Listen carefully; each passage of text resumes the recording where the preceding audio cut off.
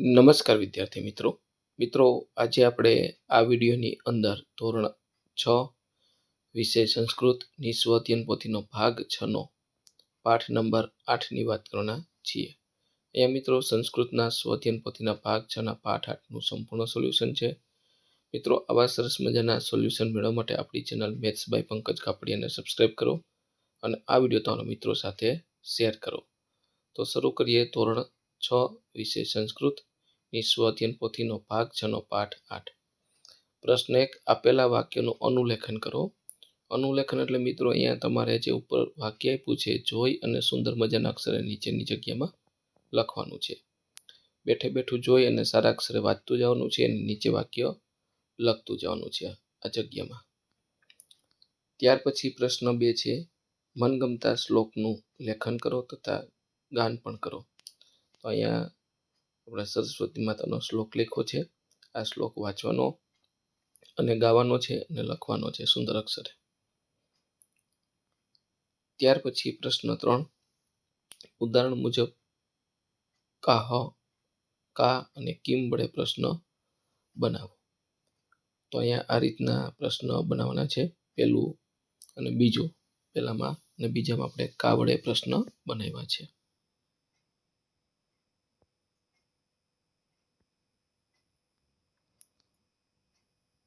ત્યાર પછી ત્રીજો કહ વડે પ્રશ્ન બનાવ્યો, ચોથો કા વડે અને પાંચમો કા વડે પ્રશ્ન બનાવ્યો છે।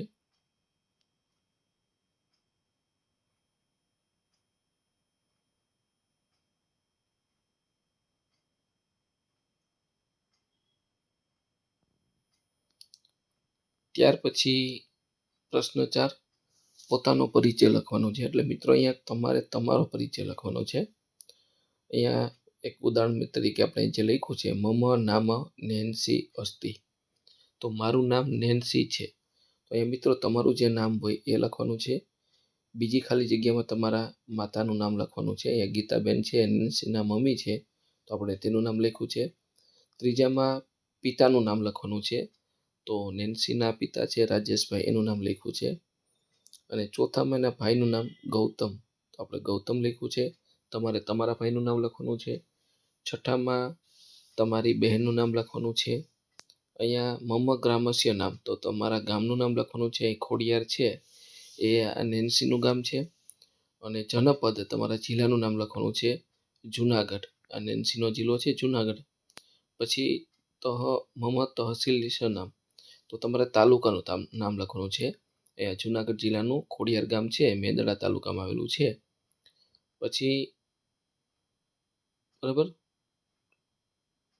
અહીંયા છેલ્લે 10મું છે, એમાં તમારા શિક્ષકનું નામ લખવાનું છે। સંસ્કૃત ભણાવતા હોય એ શિક્ષકનું નામ લખવાનું છે।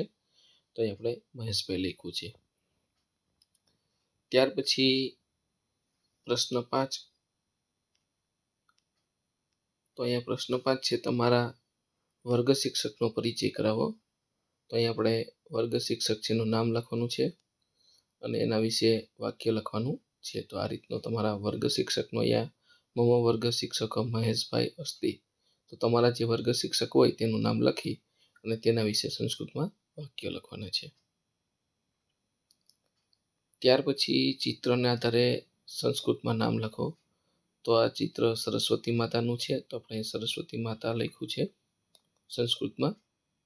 ત્યાર પછી બીજું ચિત્ર કળશ છે, તો કલશ સંસ્કૃતમાં એને કલશ કહેવાય। ત્યાર પછી દીવો છે એને દીપહ કહેવાય છે।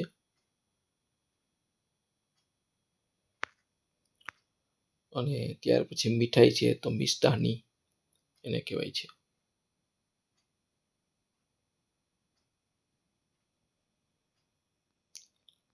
ત્યાર પછી તમારા શિક્ષક બોલે તે પ્રમાણે શુદ્ધ લેખન લખવાનું છે। તો આ રીતનું તમે તમારા શિક્ષક બોલે એ મુજબ શુદ્ધ લેખન લખી શકો છો। તો મિત્રો આ તો આપણું ધોરણ 6 વિષય સંસ્કૃતની સ્વઅધ્યયન પોથીના પાઠનું સંપૂર્ણ સોલ્યુશન જોયું। મિત્રો આવા સરસ મજાના સોલ્યુશન મેળવવા માટે આપણી ચેનલને સબસ્ક્રાઇબ કરો અને આ વિડીયો તમારા મિત્રો સાથે શેર કરો।